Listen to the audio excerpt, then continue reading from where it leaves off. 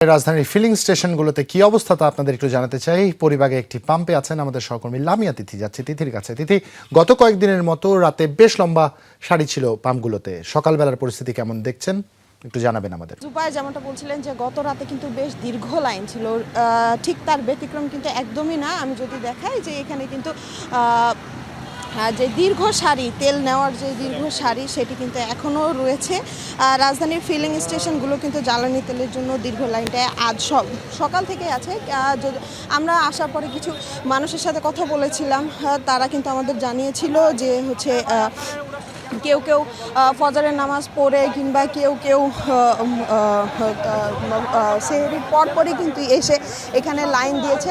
মূলত লাইনটা দেওয়ার কারণও রয়েছে, কারণ তারা এই যে সোশ্যাল মিডিয়া বলেন কিংবা যেই তারা তথ্যের কথা বলছে, সেখানে তারা দেখেছে যে বাংলাদেশে তেলের ঘাটতি রয়েছে, যেই কারণে তারা এখানে এসেছে। এবং আমি যদি একটু দেখাতে চাই, কেউ কেউ এখানে যে মোটর সাইকেলের ট্যাঙ্কি রয়েছে সেটি নিয়েও কিন্তু উপস্থিত হয়েছেন। মোটর সাইকেল বন্ধ হয়ে একটা জায়গায় থাকার কারণে আমরা যদি একটু কথা বলতে চাই যে আপনি কেন ট্যাঙ্কি নিয়ে এখানে? আমার ইঞ্জিনে চলে গাড়ি,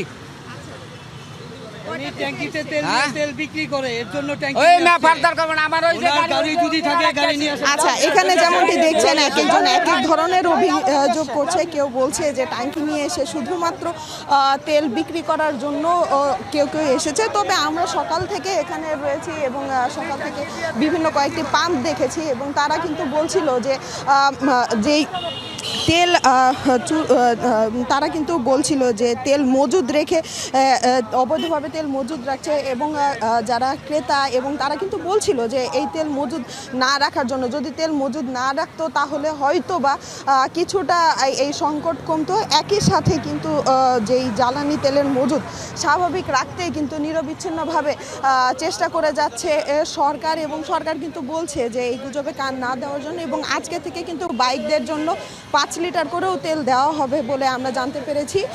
তবে বেশিরভাগ স্টেশনই বন্ধ রয়েছে, কয়েকটি স্টেশন বন্ধ রয়েছে এবং বেশিরভাগই স্টেশন খোলা রয়েছে এবং তেল স্বাভাবিক এই কার্যক্রম করার জন্য তারাও তৎপর রয়েছে।